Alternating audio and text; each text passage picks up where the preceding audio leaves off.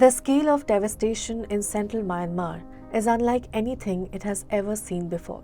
Even in a country that has endured over 4 years of conflict, the destruction left by Friday's earthquake is staggering. In Sagaing, buildings collapsed almost everywhere. With limited rescue teams and equipment, retrieving bodies is difficult. Humanitarian workers report an overwhelming stench from decomposing bodies trapped beneath the debris. A 7.7 magnitude earthquake has ravaged the nation, reducing entire neighborhoods in Mandalay to rubble.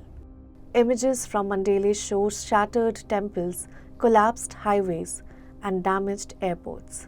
Hospitals are overwhelmed, and power outages have paralyzed cities. The official death toll stands at 1,700, but the US Geological Survey warns it could surpass 10,000. The tremors were not confined to Myanmar. In Thailand, at least 18 people have died, including casualties from a collapsed high-rise in Bangkok, over 1,000 kilometers from the epicenter. In China's southwest, residents fled in terror as the ground shook violently.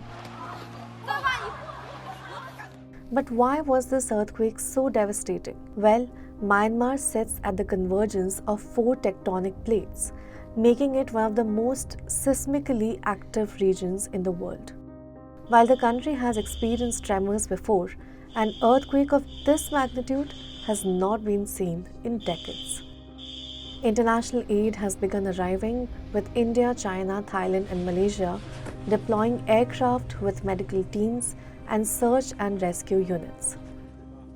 Warships carrying relief supplies have anchored off Myanmar's coast. The Red Cross has launched a $100 million appeal for emergency assistance, but rescue efforts face immense challenges.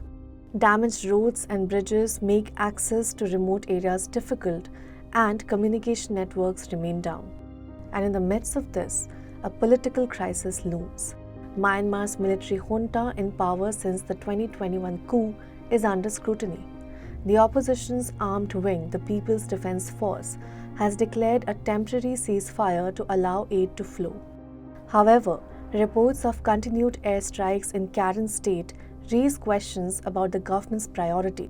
Karen National Union, a resistance group, has accused the junta of attacking its people instead of focusing on relief efforts.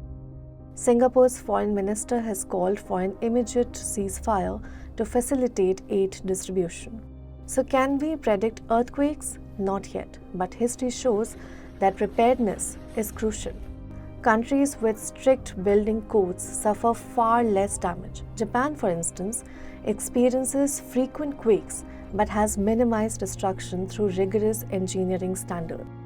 Myanmar, however, has long struggled to enforce building regulations due to political instability. Stay with us for the latest updates on this unfolding tragedy.